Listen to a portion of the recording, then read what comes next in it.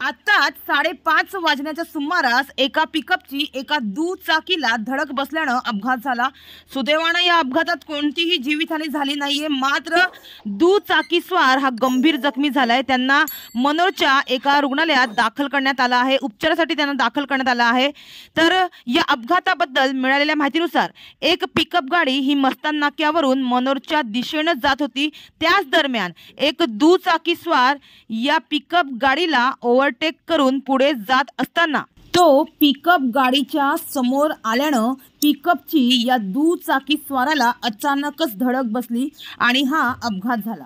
सध्या या अपघाताप्रकरणी अशीच माहिती समोर येत आहे। तर यावेळी मुख्य आणि महत्त्वाचं म्हणजे जो पिकअप गाडीवाला होता तो घटनास्थळावरून पळून न जाता त्यांनी या दुचाकीस्वाराला दुकानदार व नागरिकांच्या मदतीने मनोर येथील रुग्णालयात उपचारासाठी दाखल केलं आहे। तर मस्तान नाका येथे मोठ्या प्रमाणात वाहतुकीची वर्दळ असते, त्यामुळे या ठिकाणी गतिरोधक म्हणजे स्पीड ब्रेकर असणं गरजेचं झालं आहे, असं येथील ग्रामस्थांनी सांगितले।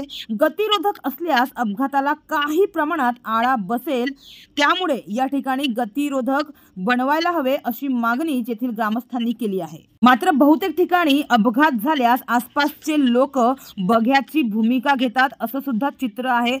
जखमी आहे त्यांना रुग्णालयात न नेता ते बघ्याची भूमिका घेतात। मात्र सर्वच ठिकाणी कुणी मदतीला धावत नाही असे म्हणणे योग्य ठरणार नाही। काही ठिकाणी लोक मदतीला धावतात, पण काही ठिकाणी लोक फक्त बघ्याची भूमिका घेतात।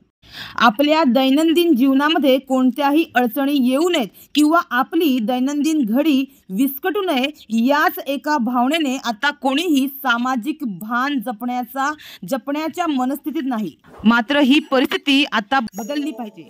तर एकीकडे सुप्रीम कोर्टानेही वेळोवेळी स्पष्ट केलं आहे की संकटात पडलेल्या व्यक्तीची मदत करणं हे आपलं कर्तव्यच आहे, त्यामुळे कुणीही तुम्हाला त्रास देऊ शकत नाही।